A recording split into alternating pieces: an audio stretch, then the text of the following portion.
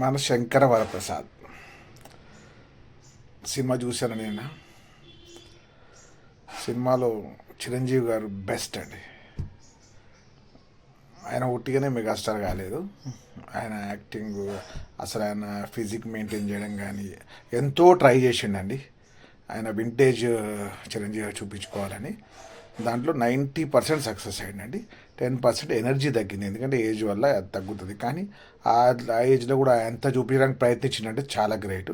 ఆ సినిమా చిరంజీవి గారు, వెంకటేష్ గారు, ఇంకా హీరోయిన్ ఉంది కదా నయనతార, వీళ్ళ ముగ్గురు గురించి చూడొచ్చండి. వీళ్ళ ముగ్గురు టోటల్ గ్లామరస్గా ఉన్నారు. వాళ్ళ పాత్రలను వాళ్ళు నిజాయితీగా అందులో చేశారు. ఇక్కడ మైనస్ ఎవరిదంటే డైరెక్టర్ది.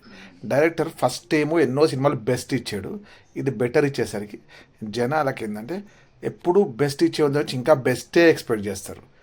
ఇది బెటర్ ఇచ్చేసరికి సినిమా అంతగా సరే స్టోరీ పరంగా అంత పరంగా పెద్దగా ఏం లేదు సినిమాలో.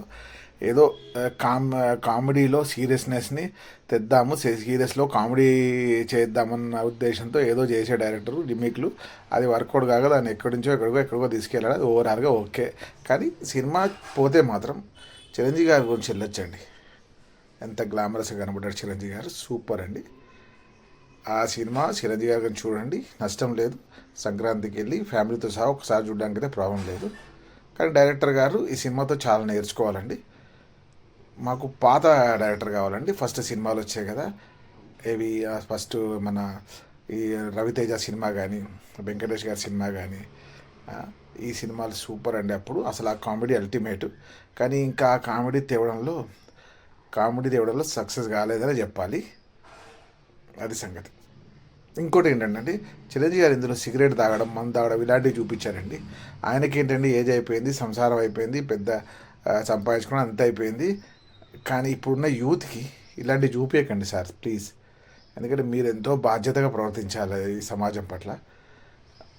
మీరు యంగ్ హీరోలాగా ఈ సిగరెట్లు ఇవి ఏదో స్టైలిష్గా చూపించడము, ఇవి హీరోయిజం చూపిస్తే దీనివల్ల వచ్చే యూత్ పాడవుతారండి.